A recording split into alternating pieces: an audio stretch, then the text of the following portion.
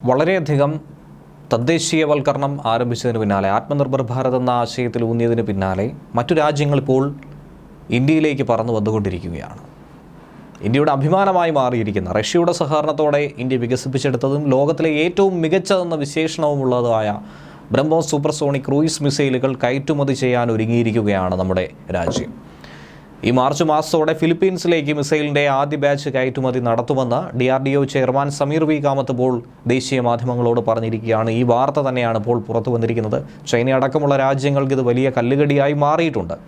India ഇറക്കുമതിയിൽ നിന്നും സ്വയം പര്യാപ്തത കൈവരിച്ച് കയറ്റുമതിയിലേക്ക് കൂടി കാലെടുത്ത് വച്ചിരിക്കുന്നതിൻ്റെ വലിയൊരു പ്രതിഫലനം തന്നെയാണ് ഇതിലൂടെ കാണാൻ സാധിക്കുന്നത്. ബ്രഹ്മോസ് സൂപ്പർസോണിക് ക്രൂയിസ് മിസൈലുകൾക്ക് വേണ്ടി രൂപകൽപ്പന ചെയ്ത വിക്ഷേപണ സാമഗ്രികളുടെ കയറ്റുമതി കേവലം 10 ദിവസത്തിനുള്ളിൽ തന്നെ ആരംഭിക്കും.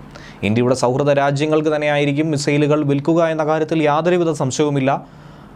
ഏത് രാജ്യങ്ങൾക്ക് മിസൈലുകൾ നൽകണമെന്ന കാര്യത്തിൽ ഇന്ത്യ തന്നെയാണ് അന്തിമ തീരുമാനം കൈക്കൊള്ളുന്നത്. മാർച്ച് ആദ്യ മാസത്തോടെ മിസൈലുകൾ മറ്റു രാജ്യങ്ങളിലേക്ക് അയക്കുമെന്നാണ് അദ്ദേഹം പറഞ്ഞിരിക്കുന്ന വാക്കിലൂടെ മനസ്സിലാക്കാൻ കഴിയുന്നത്. കപ്പലുകൾ, അന്തർവാഹിനികൾ, യുദ്ധവിമാനങ്ങൾ എന്നിവയിൽ നിന്നും വിക്ഷേപിക്കാവുന്ന തരത്തിലുള്ള ഒരു ഇടത്തരം സൂപ്പർസോണിക് ക്രൂയിസ് മിസൈൽ തന്നെയാണ് ബ്രഹ്മോസ് മിസൈൽ എന്ന് പറയുന്നത്. ഏകദേശം 4.94 ലക്ഷം കോടി രൂപയുടെ DRDO ഉൽപ്പന്നങ്ങൾ നിലവിൽ മറ്റു രാജ്യങ്ങൾ വാങ്ങാനിരിക്കുന്നുണ്ട്. അതിനുള്ള ആഗോള ടെൻഡറുകൾ ലഭിച്ചു കഴിഞ്ഞിരിക്കുന്നുവെന്നാണ് ചെയർമാൻ കൂടിയായ സമീർ വി കാമത്ത് പറഞ്ഞിരിക്കുന്നത്. കരയിൽ നിന്നും വിമാനത്തിൽ നിന്നും അന്തർവാഹിനികളിൽ നിന്നും ഒരുപോലെ തന്നെ ബ്രഹ്മോസ് മിസൈലുകളെ തൊടുക്കാനാകും. ലക്ഷ്യം കൃത്യമായി തന്നെ ഇവ ഭേദിക്കുമെന്നതാണ് ഇതിൻ്റെ മറ്റൊരു പ്രത്യേകത. വലിയ നാശനഷ്ടങ്ങൾ തന്നെയാണ് ഇതിലൂടെ വരുത്താനായി സാധിക്കുന്നത്.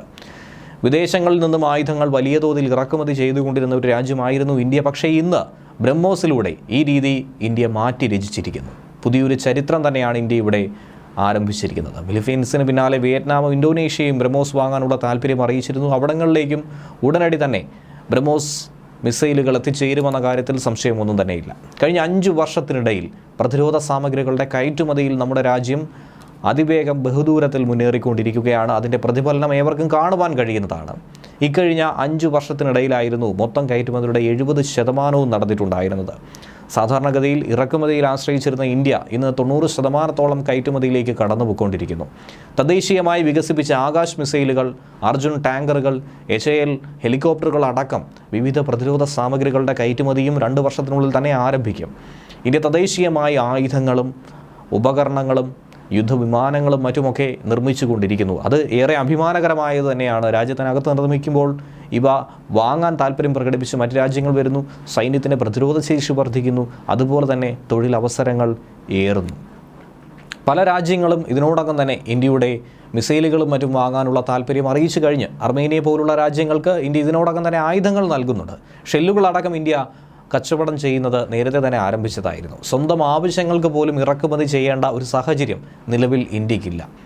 അങ്ങനെ ചെയ്തുകൊണ്ടിരുന്ന ഇന്ത്യയുടെ ഇപ്പോഴത്തെ പ്രതിരോധ മേഖലയ്ക്ക് വലിയൊരു കുതിച്ചുചാട്ടം തന്നെയാണ് ഇപ്പോൾ കൈവന്നിരിക്കുന്നത്.